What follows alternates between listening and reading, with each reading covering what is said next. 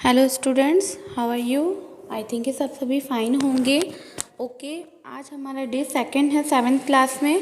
और आज हम जो लास्ट टाइम हमने जो एयर्स और एटमॉस्फेयर के बारे में डिस्कशन किया था, उसके बाद में मैंने लास्ट एंड लास्ट आपको सारा परसेंटेज बताया था कि एयर एटमॉस्फेयर में किसका, कौन सी गैस का कितना परसेंटेज होता है, किसका कितना परसेंटेज होता है।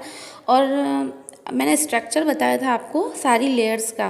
तो structure of the atmosphere is the divided into 5 layer, ये मैं पहले बता चुकी हूँ। और आपको ये भी बता चुकी हूँ कि स्ट्रक्चर्स के अकॉर्डिंग एटमॉस्फेयर की कितनी लेयर्स होती है।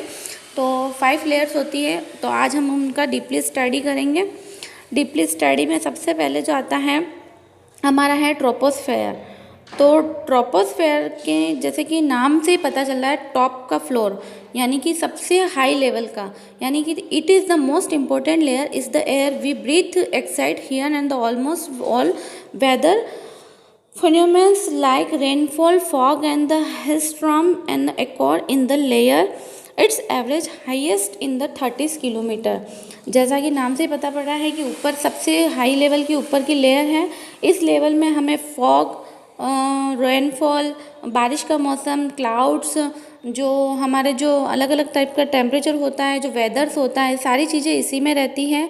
और सारी जितनी भी एक्टिविटीज़ होती है इनसे रिलेटेड, जैसे बारिश आना है, बादल बनना है, ये सारी एक्टिविटी इसी में होती है। और सबसे ऊपर की लेयर है और इसका ये 13 किलोमीटर ऊपर एवरेज में रहती है। Okay sir, okay students. Next आता है स्ट्रेटोस्फेयर। ओके, स्ट्रेटोस्फेयर में है it's like about the troposphere, it extend up to the height of 15 kilometres, यानी कि 13 किलोमीटर से लगाकर 50 किलोमीटर के एवरेज में ये स्ट्रेटोस्फेयर की लेयर है। Okay, this layer is the almost free from the clouds and the associated weather phenomena, making conditions most ideal for the flying aeroplanes. It consists of the layer of the ozone gas which the protects us from the harmful effects of the sun rays.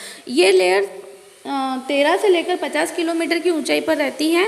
और जो बादल के बाद जो ऊपर का जो area, ऊपर का जो हिस्सा होता है, यानी कि जैसे प्लेन चलता है या कोई भी रॉकेट वगैरह चलता है, ये सारी इसी लेयर के ऊपर चलते हैं। वरना अगर ये इस ट्रोपोस्फेयर की लेयर में चलेंगे तो यहाँ पर क्लाउड वगैरह से टच होने के बाद में कोई भी एक्सीडेंटल प्रॉब्लम वगैरह कोई भी हो सकती हैं।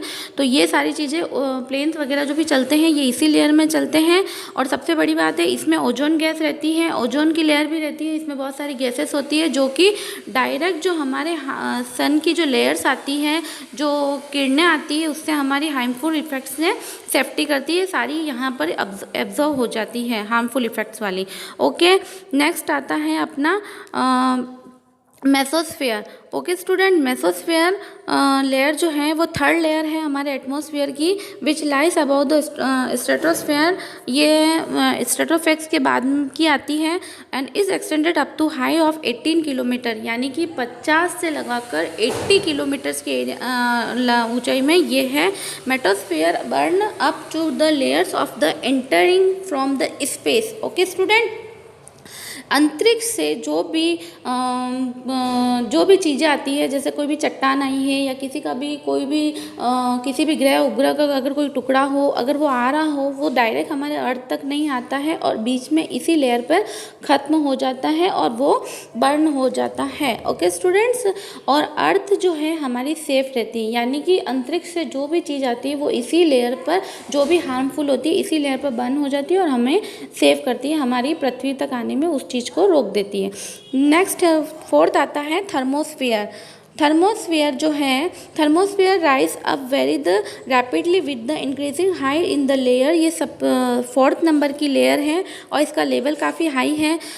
और ionospheres is the part of the this layer, यानी कि इस लेयर में बहुत सारी है ना आयरन्स वाली लेयर्स रहती हैं जो कि हमारी सेफ्टी भी करती है और हाई लेवल पे है, इसलिए हमारी बहुत सारी चीज़ों से रक्षा भी करती है। एंड इस एक्सटेंडेड बिटवीन 18 टू 14 किलोमीटर्स, यानी कि 80 से लेकर 400 किलोमीटर की दूरी में ये लेयर रहती है। This layers help in the radio transformations, यानी कि रेडियो कोई भी हमारे जो नेटवर्किंग वाली जो है है, सारी चीज़ें वो इसी लेयर से रिलेटेड होती है। फोर्थ है हमारा exosphere. The exosphere most layer of the atmosphere is the known as the atmosphere. ये सबसे हाई वाले लेवल की लेयर है and this layer has the very thin, ये बहुत ही पतली लेयर है। Light gases like helium and the hydrogen float into space from है, यानी कि जितनी भी हल्की गैसें हैं इस पतली वाली लेयर के ऊपर रहती है और इसमें सारी हल्की गैसेस रहती हैं और ये सबसे ऊपर है और हमें बहुत ही हेल्पफुल रहती है। नेक्स्ट आता है हमारा टेम्परेचर।